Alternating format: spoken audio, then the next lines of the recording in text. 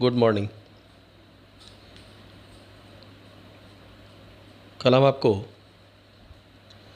Verb to be के बारे में बता रहे थे और प्रेजेंट टेंस में उसका यूज़ भी बताया था। प्रेजेंट टेंस में इसके फॉर्म इज़, एम, आर होते हैं। आज हम आपको पास्ट टेंस में इसके यूज़ के बारे में बताएंगे। पास्ट टेंस में इसका रूप, वर्ब टू बी का रूप जो होता है वो वाज या वर होता है। तो पहले आते हैं अफर्मेटिव सेंटेंस। तो अफर्मेटिव सेंटेंस को ट्रांसलेट करने का जो स्ट्रक्चर होता है, अनुवाद करने का जो नियम लगता है, तो सबसे पहले सब्जेक्ट, उसके बाद वाज या वर। एक वचन करता है तो वाज का प्रयोग करते हैं, बहुवचन करता है तो वर का प्रयोग करेंगे, और फिर उसके बाद में ऑब्जेक्ट और अन्य शब्द जो भी हैं तो कर्म को रखते हुए अन्य शब्दों को रखते हैं यदि हैं तो। सबसे पहले सब्जेक्ट यानी कर्ता, उसके बाद वाज या वर, और फिर ऑब्जेक्ट यानी कर्म, और अन्य शब्द हैं तो उन्हें रखेंगे। जैसे एग्जाम्पल हमने दिया है आपको, लोमड़ी भूखी थी। तो सबसे पहले सब्जेक्ट हमने रखा, सब्जेक्ट कौन है? लोमड़ी, द फॉक्स। एक वचन है इसलिए हमने यहाँ पर वाज का यूज़ किया, और उसके बाद भूखी, hungry, the fox was hungry. एक उदाहरण और देखें, वे मेले में थे।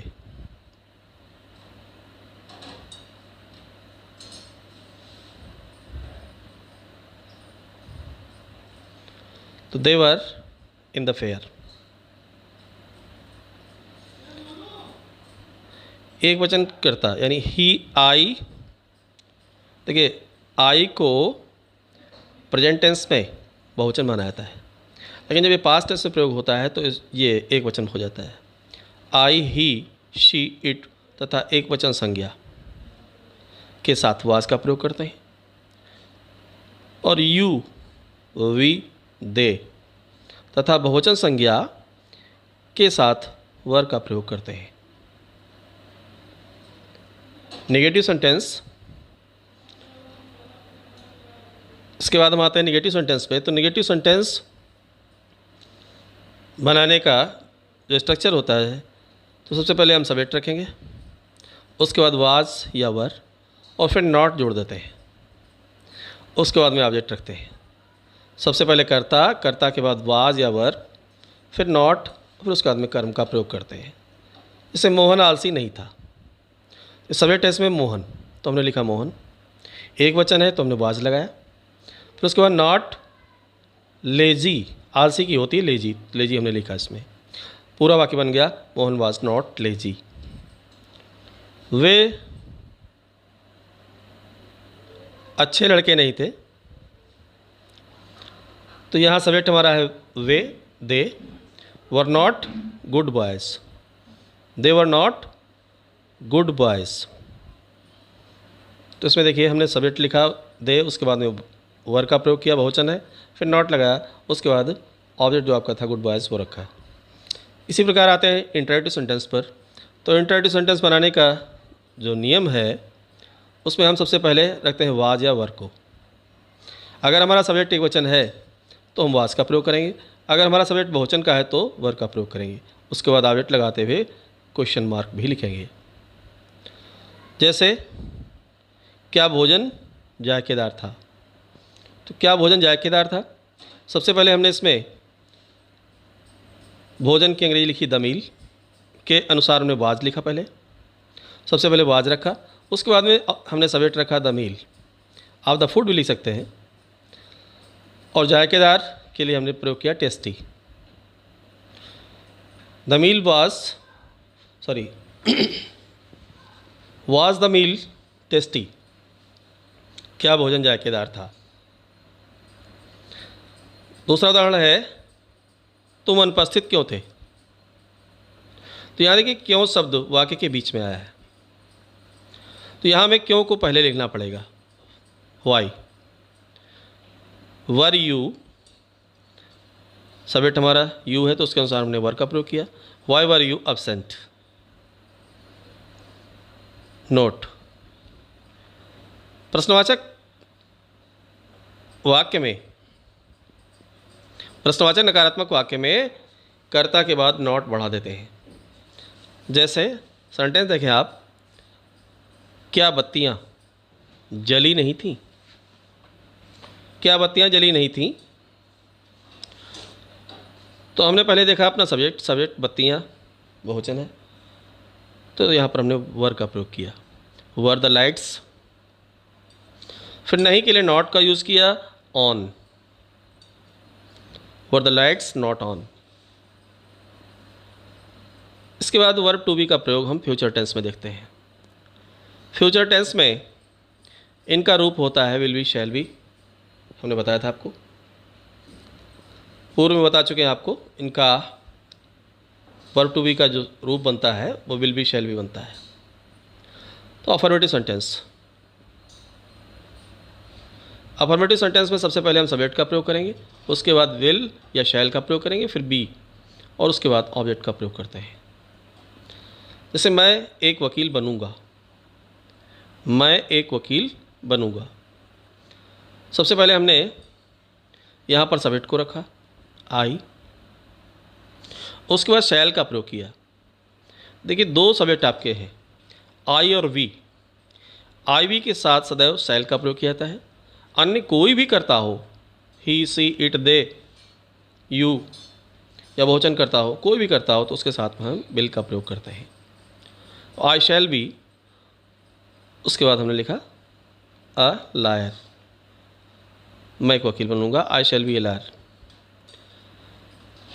एक उदाहरण और देखें, वह एक डॉक्टर बनेगी, वह एक डॉक्टर बनेगी।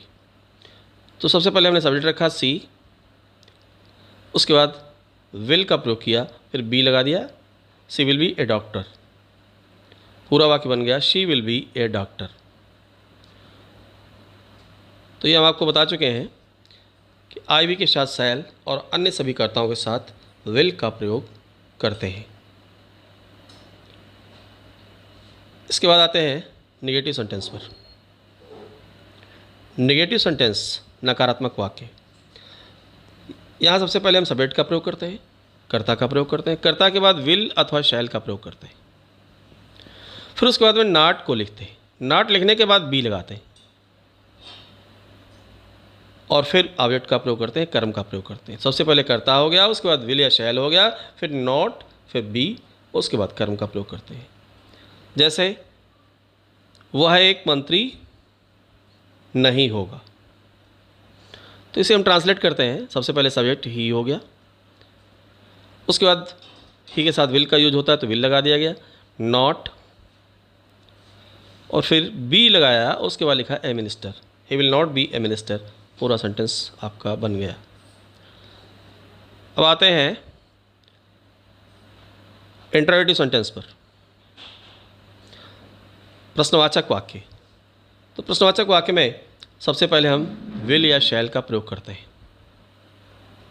उसके बाद सब्जेक्ट कर्ता का प्रयोग करेंगे, फिर बी का प्रयोग करेंगे, फिर ऑब्जेक्ट का प्रयोग करेंगे।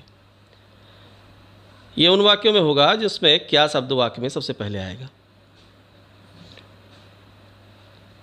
उदाहरण देखें आप, क्या रेलगाड़ी प्लेटफार्म पर होगी। तो यहाँ क्या शब्द पहले आया हुआ है, तो रेलगाड़ी के अनुसार हमने, सब्जेक्ट हमारा रेलगाड़ी है तो यहाँ पर लगाया विल, द ट्रेन, सब्जेक्ट हो गया। फिर उसके बाद बी लगाया, एट द प्लेटफॉर्म। ध्यान रखिएगा प्लेटफॉर्म छोटा होता है इसलिए इसके पहले एट का यूज़ करते हैं। स्टेशन जब हम लिखेंगे तो ऑन द स्टेशन लिखेंगे, वहाँ पर ऑन का प्रयोग करेंगे। छोटे स्थान के लिए एट और बड़े स्थान के लिए ऑन का प्रयोग करते हैं। प्रश्नवाचक नकारात्मक वाक्य। तो प्रश्नवाचक नकारात्मक वाक्य में कर्ता के बाद नॉट बढ़ा देते हैं और शेष नियम वही प्रश्नवाचक वाले प्रयोग किए जाते हैं। जैसे एग्जाम्पल देखें आप, क्या मछलियाँ पानी में नहीं होंगी। तो यहाँ क्या शब्द पहले आया हुआ है, इसलिए हमने पहले मछलियाँ जो हमारा सब्जेक्ट है उसके अनुसार विल का प्रयोग किया, विल द फिश। फिर नहीं के लिए नॉट लगा दिया गया, be into the water. Into का यूज इसलिए किया गया है क्योंकि मछलियाँ पानी में हलचल करती रहती हैं, तैरती रहती हैं।